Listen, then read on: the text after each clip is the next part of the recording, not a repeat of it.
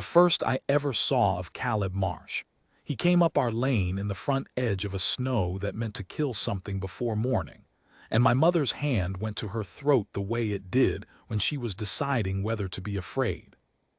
I was 8 that winter, and I had learned to read her hands better than her face. The face she kept still for me. The hands told the truth. So when her right hand left the dough she was working and pressed flat against the hollow of her throat, I left the window I'd fogged with my breath and went and stood against her hip, where a boy stands when he wants to be brave and protected in the same minute. "Stay back from the door, Eli," she said, and reached above the lintel for my father's old rifle, which had not come home from the frontier, so that her hand closed on nothing but an empty pair of pegs. I watched her remember. I watched her decide to manage without it. That was my mother in one motion, reaching for what was gone and then going on. The rider stopped at the gate and did not come through it. That told her something, I think, though I didn't understand it then. A man who means harm comes through your gate. This one sat his played-out horse in the falling snow with his hat brimmed down and his hands crossed on the horn where she could see them, and he waited to be spoken to, the way you wait at the edge of a thing you have no right to walk into. He was a long, gaunt shape gone gray with road dust and gray again with the snow settling on his shoulders.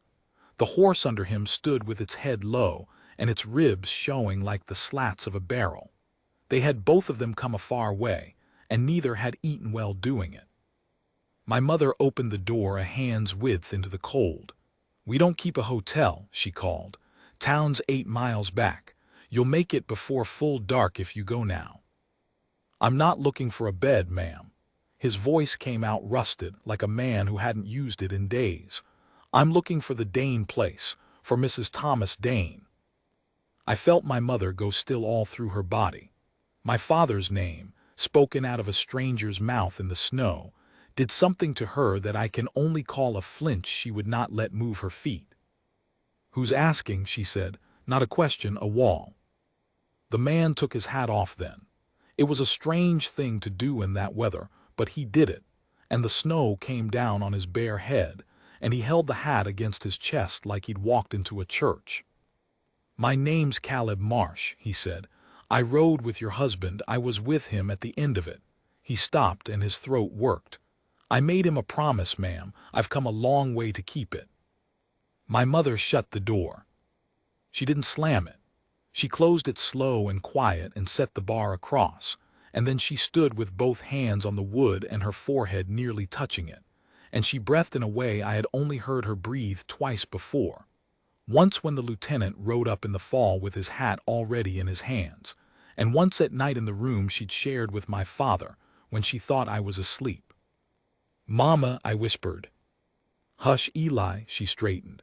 The hands went calm, put another stick on the fire. Through the gap in the shutter I watched the man named Caleb Marsh sit a long minute at our gate. He didn't call out again. He didn't push. After a while he turned the played-out horse and rode it slow toward the barn, and there he got down, and he led the animal inside out of the snow without asking anybody's leave, and I understood even at 8 that he was not stealing our shelter so much as refusing to let a horse die in a storm over a matter of manners. My mother understood it too. She watched the barn through the same crack in the shutter, and after a long time she said, mostly to herself, "Well, he won't freeze a horse to spite me." She fed me, and she banked the fire, and she did not sleep. I know because I woke twice in the night, and both times she was sitting up in the chair by the coals with my father's coat across her knees, the one thing of his that had come back to us, a cavalry coat with the collar worn soft, and she was holding it the way you hold a thing you are not ready to put away in a chest.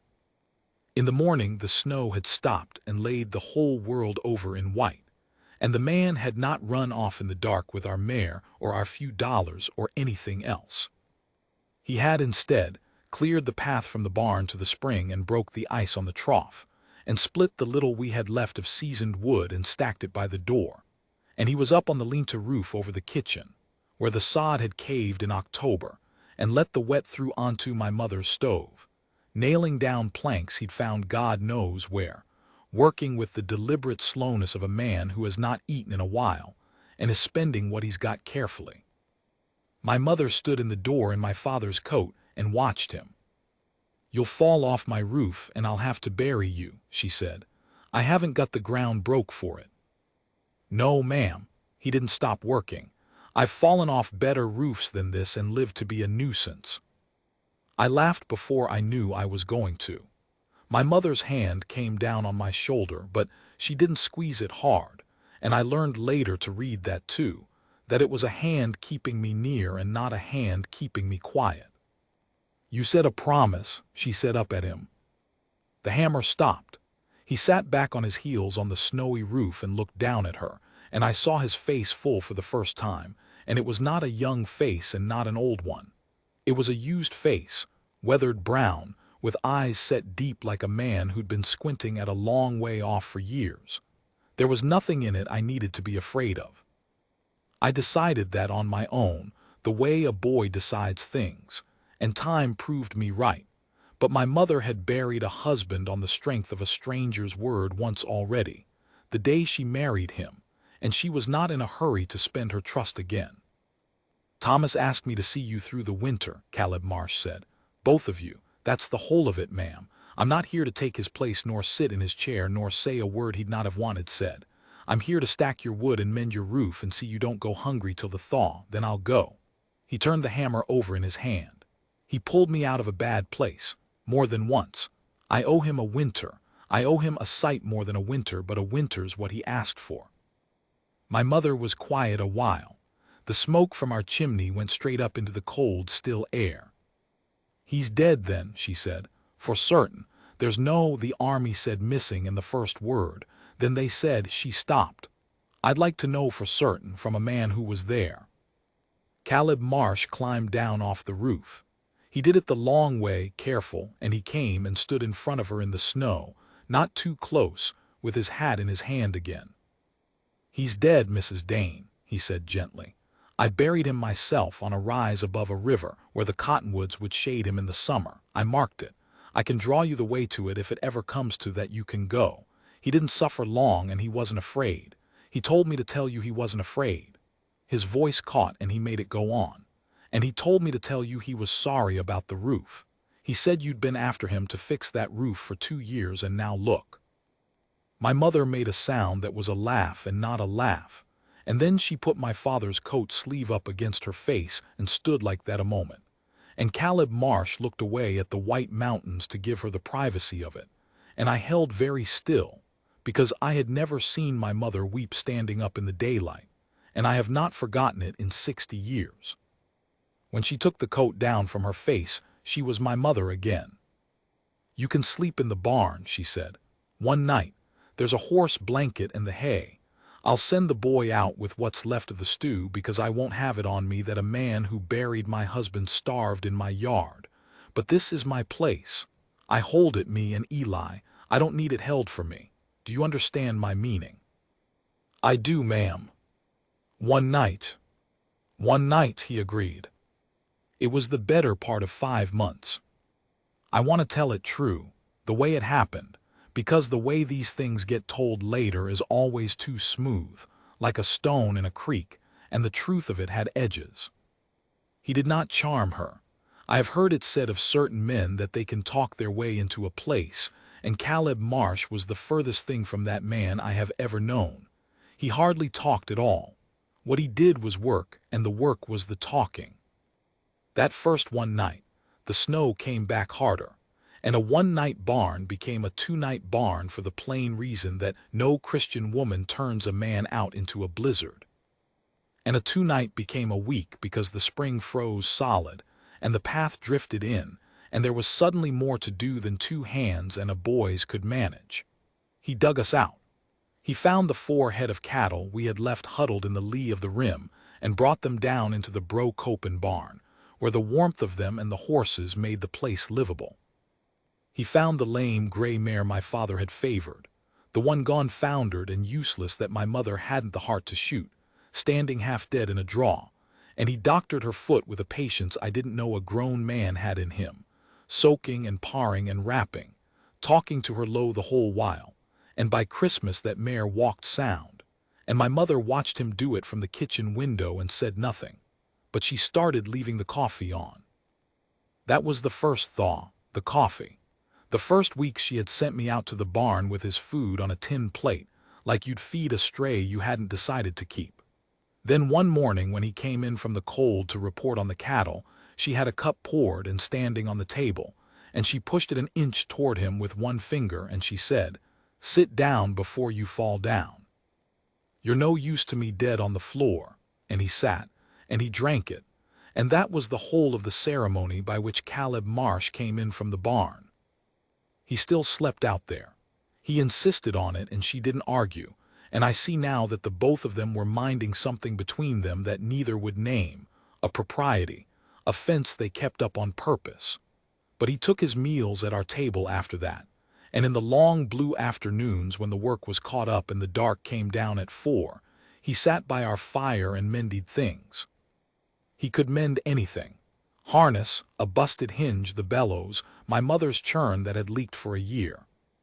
He took my father's coat, the worn cavalry coat she had not let out of her sight, and one night when she set it across the back of the chair he asked, with great care, whether he might patch the lining which had torn, and she looked at him a long time, and then she said yes. And he sat up half the night by the coals sewing the lining of a dead man's coat with stitches as small and even as a woman's, and he never said a word about it, and neither did she. But in the morning the coat was whole and folded on the chair.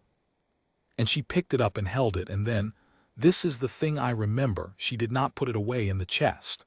She hung it on the peg by the door, my father's coat, where a coat hangs when it's still in use.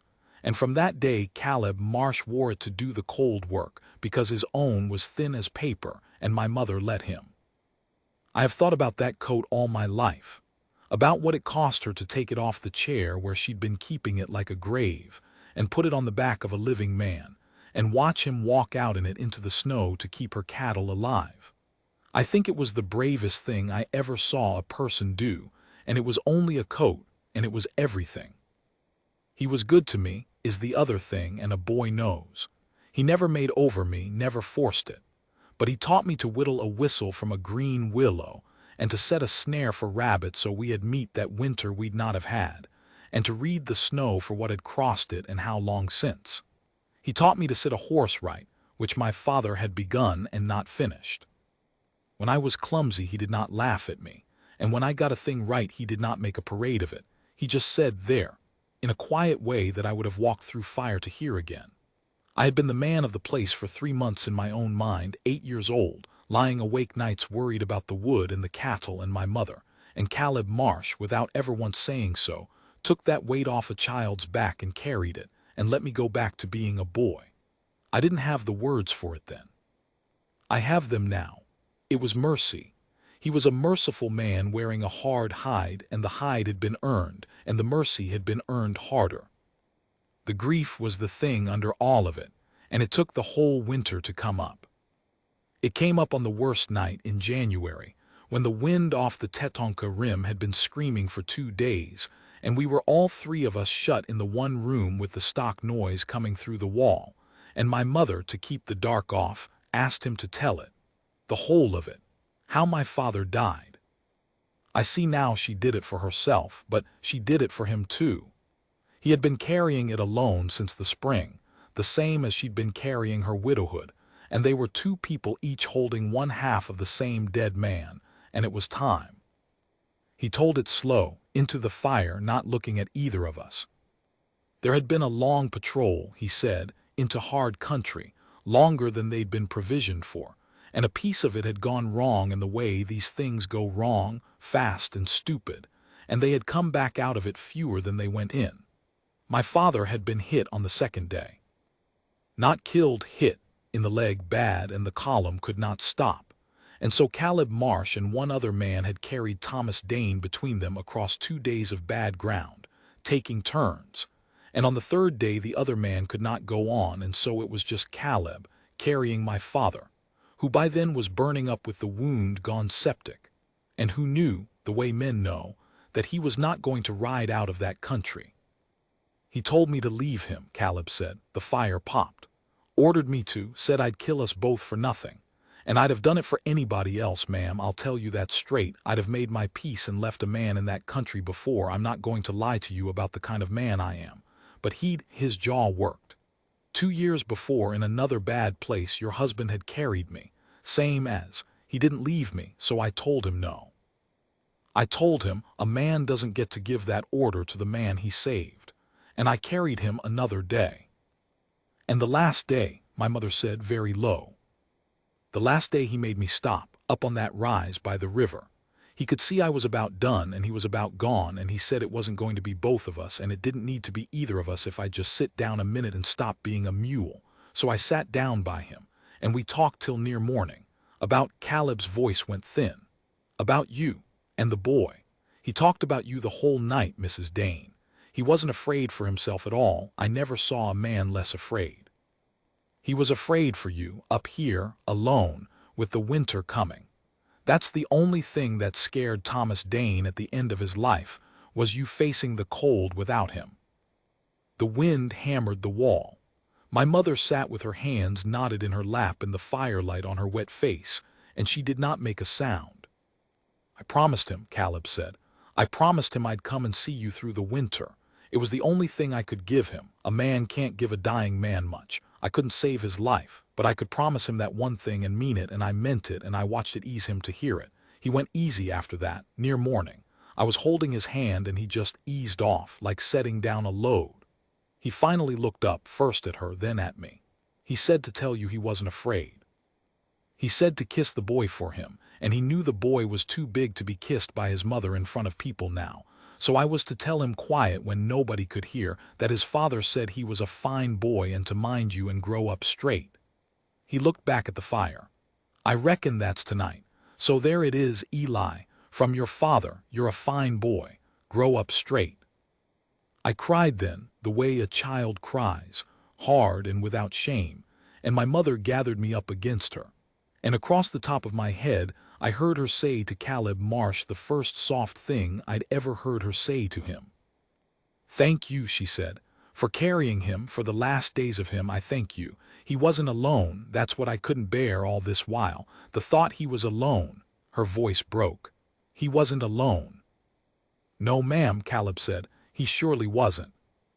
I fell asleep in her arms with the fire dying, and the last I heard before I went under was the two of them talking low, not about anything in particular, about my father as a young man, things she knew and things Caleb knew, fitting their two halves of him together, and it was the saddest sound and the most peaceful sound I had ever heard at one time, and I have chased that feeling all my life, the feeling of two grieving people finally not grieving alone. Now I have made it sound like nothing but tenderness, and it was not. There was a hard piece, and his name was Dorsey Voss. Voss ran cattle on the flats below us, and had been after mill iron bench for years, on account of the cold spring on it that never failed, which was a thing worth more than gold in that country in a dry summer. He had pressed my father about it, civil enough, and been told no, civil enough. He had pressed my mother harder once the lieutenant rode up with his hat in his hands, because a widow on a mountain is a different proposition to a cattleman than a trooper with a rifle over the door. He came up twice that fall before the snow, riding a fine horse and wearing a good coat, and he sat in our kitchen and talked about how a woman alone couldn't winter that high, how it wasn't safe nor sensible, how he'd give her a fair price. And it was a fair price. I'll not pretend he was a thief. He was within his rights and he kept inside the law, and how she could take the boy down to town where there was a school and folks and start fresh. He said start fresh like it was a kindness. My mother thanked him for his concern and said no, and the second time she said no with an edge on it, and Voss had gone away with his mouth set, because men like Voss do not hear no from a woman as a finished thing. They hear it as a price not yet met. He came up a third time in February, after the worst of the snow, when he'd surely heard in town that there was a man on the Dane place now. He came up to see who it was, and what it meant, and whether it changed his arithmetic. He found Caleb Marsh splitting wood in my father's coat. I was there. I remember it whole. Voss sat his horse and looked Caleb up and down, taking in the coat especially, the cavalry coat, and a kind of understanding came into his face that was not the right understanding, and he smiled the way a man smiles when he thinks he's got hold of something. Well, Voss said, didn't take the widow long. Caleb set down the axe. He did it slow. He walked over to Voss's stirrup and looked up at him, and there was nothing in his face at all, which I have since learned is the most dangerous thing a hard man's face can do. Say the rest of that, Caleb said quietly, and be sure of it first.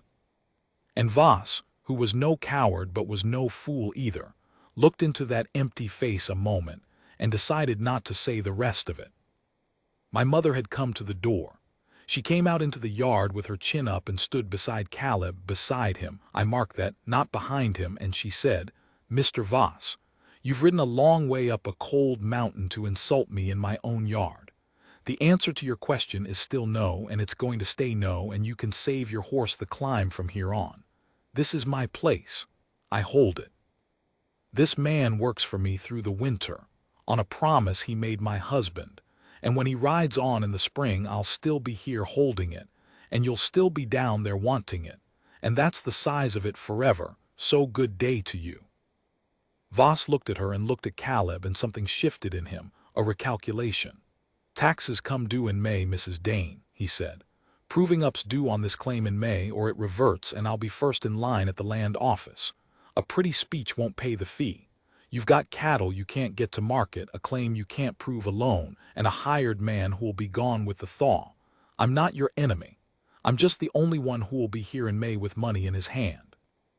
He touched his hat, almost decent about it, think on it, and he rode down off the mountain. And the thing was, he was right. That was the bitter taste of it. He hadn't lied. The proving up fee and the back taxes together came to more money than we had ever had at one time. And the only thing on that mountain worth that kind of money was the cattle. And the cattle could not get to the railhead at Cedar Bluffs because the notch, the high pass that was our one way down with stock, was snowed shut and would be till spring. And by spring the proving up would be near due.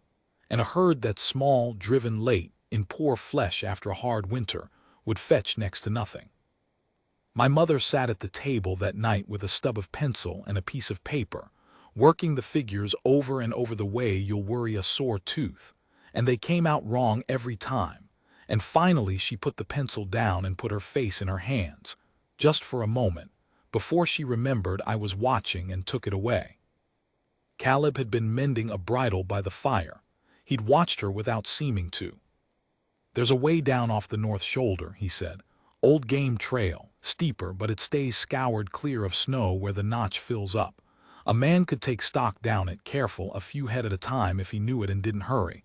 Get to the railhead by April. Sell before everybody else's poor winter stock floods in." He pulled the stitch tight. "Get a fair price, even, pay your fee, hold your bench." My mother looked at him. "You know this trail." "I scouted this country before the war. I know most every way down off this rim there is." He shrugged like it was nothing, like he hadn't just laid a road out of the dark. "It's a hard trail, take a couple of weeks and some grief, but it's there." "And you'd have ridden on by then," she said. It wasn't a question. It was the fence again.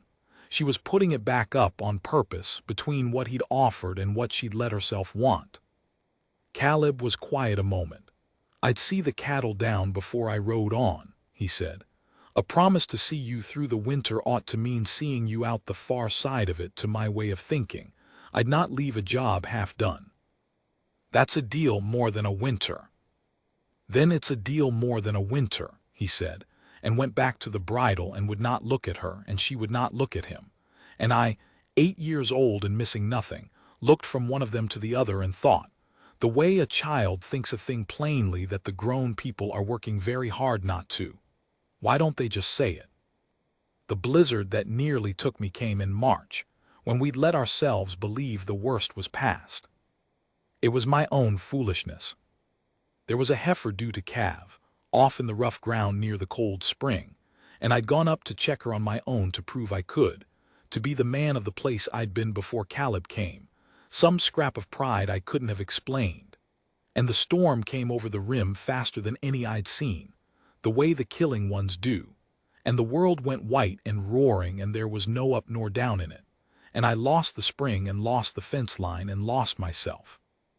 And I sat down in the snow against a rock because my legs had quit, and I was warm, which I have since learned is the worst thing, to be warm in the snow, and I shut my eyes. I have only pieces after that. I remember being lifted. I remember the coat, my father's coat.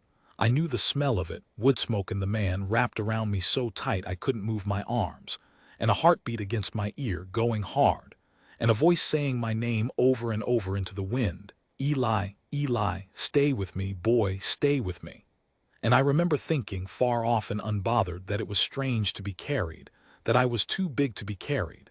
And then I remember nothing till the fire. He'd gone out into it after me. My mother told me the rest years later when I was a man and could hear it. He'd come in from the cattle and found me gone and the calving heifer the obvious place, and he'd taken one look at the sky and not said a word, just taken a rope off the wall and tied one end to the doorpost and the other to himself, and gone out into the white roaring nothing on the strength of that rope and 40 years of reading bad country. And he'd found me by the rock more by knowing where a lost boy fetches up than by any sight, and he'd carried me back along the rope hand over hand, in the dark, in the wind that could knock a horse down, with me wrapped in the coat and him in nothing but his shirt because he'd given me the coat, and he'd come through the door blue and shaking so hard he couldn't speak and laid me down by the fire and then sat down hard on the floor himself, spent past standing. And my mother, who had buried a husband and held a mountain and never once let me see her fall, my mother knelt on the floor between the two of us. The both of us half froze, and she put one hand on my chest to feel it rise and fall, and she put her other hand against the side of Caleb Marsh's face, against his cold cheek, and she left it there. That's the part she didn't have to tell me, because by then I'd thought enough to see it. I lay by the fire with the feeling coming back into my hands like fire ants, and I watched my mother's hand against that man's face, and I watched him close his eyes and lean the smallest bit into it, a quarter of an inch, the way the foundered mare had leaned into him when he doctored her foot, the lean of a creature that has not been touched gently in a long, long time, and had forgot to expect it. And I watched my mother's thumb move once across his cheekbone. And neither of them said anything, and neither of them moved away, and the fence between them, that fence they'd kept up all winter, just quietly was not there anymore. You went out in that, she said. Her voice wasn't steady. You could have died in that for my boy. He's a fine boy, Caleb said, through his teeth still chattering. I told him so. His father said so. He opened his eyes and looked at her hand and then at her. I'd go out in worse. I know you would, my mother said. That's the trouble with you.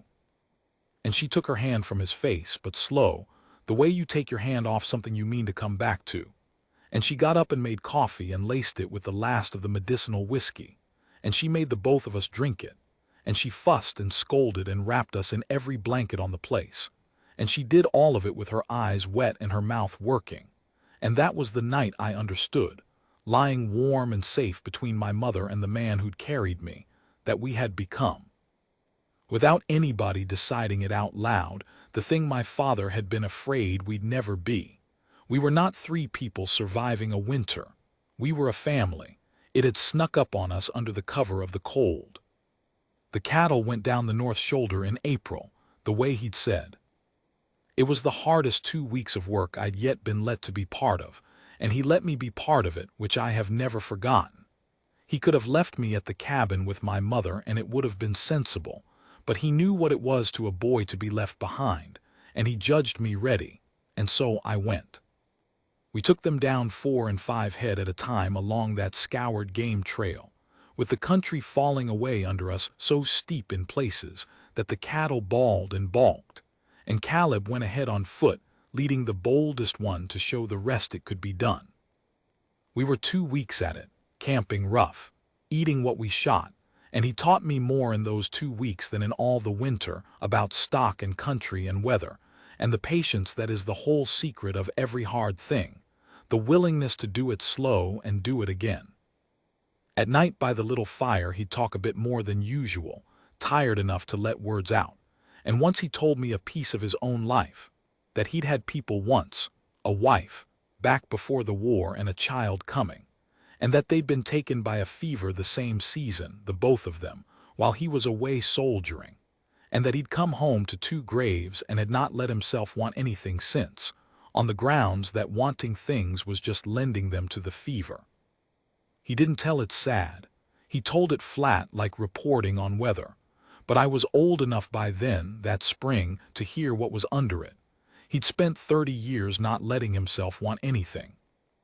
And here he was, leading a dead friend's cattle down a mountain so a dead friend's widow could keep her home, getting fonder by the day of the widow and the boy both, and frightened of it.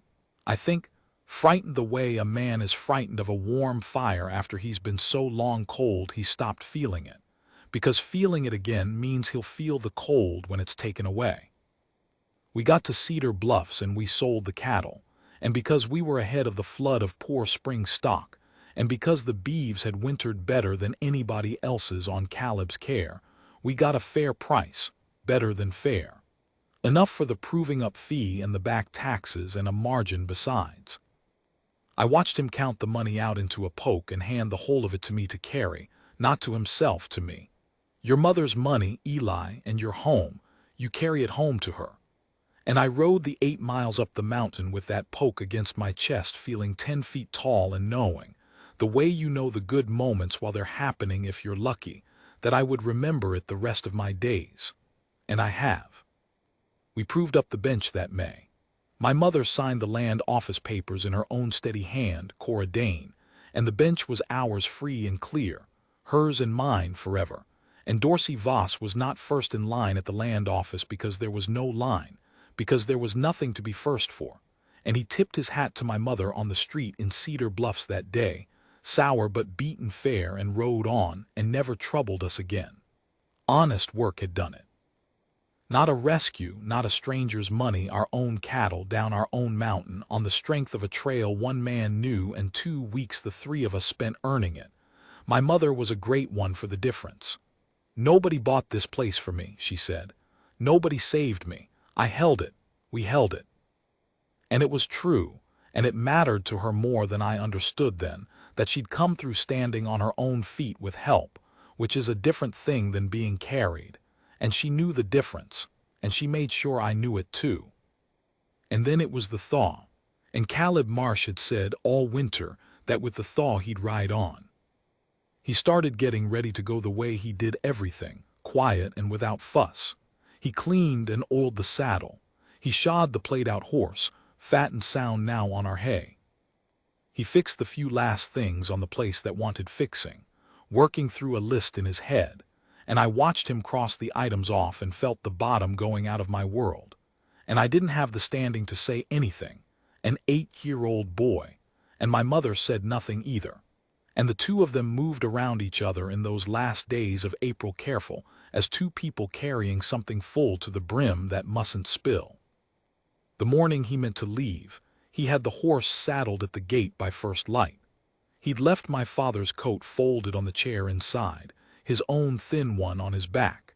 He came to find us to say goodbye, and he found my mother in the yard, and I was at the corner of the barn where they didn't see me, and I have never been sorry I stayed to hear it, though I know I oughtn't have. It's done then, my mother said, the promise. It's done, Cora. First time I ever heard him say her name. He'd called her Mrs. Dane all winter, every time, careful. You're through the winter and out the far side, and the place is yours, and Voss is whipped, and the boy's grown a foot, and he's a fine hand. Thomas would, his voice did the thing it did. Thomas would be easy in his mind. That's all I wanted, to make him easy in his mind. It's done. So you'll go. It was the deal. My mother was quiet, then she said, where? Don't know, south maybe, where it's warm. I've had enough winter for a while. He tried to make it light and it didn't go light. Caleb, she said it plain. I'm not going to ask you to stay for Thomas's sake. You did Thomas's sake. You did it past the letter of it and past any owing. You did it till it was finished and beyond, and he's eased, and I thank you for the whole of my life that he's eased and that he wasn't alone and that you carried him. That's paid. That's done, like you say. I'll not lay a dead man's hand on your shoulder to keep you. That'd be a low thing and I won't do it. I know you wouldn't. But, and here my mother's voice, my steady mother's voice, shook the way it had shook by the fire the night of the blizzard. But I find I don't want you to go, and it has not got one thing to do with Thomas, and it has not got one thing to do with the cattle or the wood or the roof or the place. I'm able for the place. I proved that. I want you to know I'm asking you from a position of being able for the place. A breath. I'm asking because somewhere across this winter I quit looking at you and seeing the man who buried my husband and started looking at you and seeing you, Caleb Marsh. And I'd like to go on looking. That's all. That's the whole of it. I'm not asking you to be Thomas. I'd never ask that and I'd not want it. I'm asking you to be the man who's standing in my yard, who went out in a blizzard for my boy, who sews a torn lining at midnight and won't take credit for it. I'm asking you to stay for that man's sake, for your sake and for mine. She put her chin up the way she did. And you can say no. You've a right to say no and ride south and want nothing and lend nothing to the fever, and I'll think no less of you, and I'll hold this bench 50 years and be glad I knew you. But I'd not be doing right by myself if I let you ride off without you knowing you were asked. So, you're asked. There was a long quiet. The horse stamped at the gate. A meadowlark started up somewhere out on the green coming up through the old snow. Cora, Caleb said, and his voice was wrecked. I quit wanting things 30 years ago. I buried wanting things in 2 graves and I've kept it buried, and it's the only things kept me alive, not wanting. And I rode up your lane in October meaning to keep a promise and ride out and not want a thing the same as ever. He stopped. And then there was the coffee on the table, and the boy learning to sit a horse, and you taking that coat off the chair and putting it on my back, which near broke me, Cora. I'll tell you, the day you did that I had to go out behind the barn and stand a while because I knew what it cost you and I knew what it meant and I knew I was in trouble. A rough sound, half a laugh. I've been in trouble all winter. I've been wanting things all winter like a fool kid, wanting the morning coffee and the boy's voice and the look of you in the firelight, and being scared sick of it, because wanting things is how the world gets the knife into you. And I had it all worked out that I'd ride off this morning and get clear of it before it got the knife in too deep. And my mother's voice was barely there. And I find I can't get on the horse. He said it simple, like a man surprised by himself. I've been standing here a quarter hour and I can't get on the damn horse. Pardon, I can't get on it, Cora. I don't want to get clear. I want, God help me, after 30 years I want to stay. I want the coffee. I want the boy. I want, and there his words gave out entirely. I heard my mother cross the yard. I heard her stop close to him. Then stay, she said. And I, 8 years old behind the corner of the barn, heard nothing more for a while and crept away and let them be, because even a boy knows when he's not needed in a yard. He took the saddle off the horse and turned it out in the green pasture, and it never carried him south, and he stayed 41 years. They married in June in Cedar Bluffs, simple before the circuit preacher, and my mother wore the one good dress and Caleb wore a new coat she'd bought him with a bit of the cattle money. His own coat, mind. A new one because some things you don't borrow, and they both understood that. And my father's old cavalry coat stayed home on its peg by the door, where it stayed all the rest of my growing up, honored and used and never put away in any chest. Because the man who'd worn it first had given us to the man who wore it after in a way with his last breath on a rise above a river, and there was no grief in the coat any more by then, only a kind of company. I have it yet. It hangs by my own door. My grandson asked me about it last week and I told him a piece of this, and now I am old enough to know I had better write the whole of it down before I am the only one left who carried the truth of it. And that is why I am setting it on paper, all these years on, with my hand not as steady as my mother's was. Caleb Marsh raised me. There is no other honest word for it. He never tried to be my father and never let me forget my father, which is the same trick, done in 2 directions, and it is a finer thing than I knew to do, and I have tried to do it for boys of my own and found it is not easy. He took me down the mountain to the school in town when the weather allowed and taught me the rest of the year himself by the fire, taught me letters and figures and stock and weather, and the patience that is the secret of all of it, the willingness to go slow and go again. He gave me away at my own wedding, standing in for the father I could not remember and the father who could not be there, both. He held my first child, his hands gone old and careful, and he wept, the only time I ever saw him weep, and he said, "Well, would you look at that," and could say no more. He and my mother had 30 years more of mornings with the coffee on the table. I do not think there was ever a marriage with less said in it and more meant. He was gruff to the end and she was steady to the end, and the two of them sat by that fire on 1,000 winter nights, mending the things of a shared life. And the love in that house was a quiet thing, a worked thing, an earned thing, like a fence put up straight by two pair of hands. And I grew up inside it and thought all homes were so, and have since learned they are not, and have been grateful every day for the rare luck of it. They are buried up on the bench now, the three of them, my father's marker that Caleb himself made and set when at last my mother was strong enough to make that hard journey to the rise above the river and bring a handful of that ground home. And Cora, and Caleb between where he asked to keep the wind off her, he said, gruff as ever, dying. The bench is mine, and my son's after me, free and clear, the cold spring still running, 50 years and more since a gaunt man rode up the lane in the front edge of a killing snow and stopped at the gate and would not come through it uninvited, and took his hat off in the storm, and said he'd made a promise. He kept it. He kept it past the letter and past the owing and past the winter and clean to the end of his life, and somewhere in the keeping of it, the promise turned into a marriage, and the stranger turned into my father, and the cold turned into a home.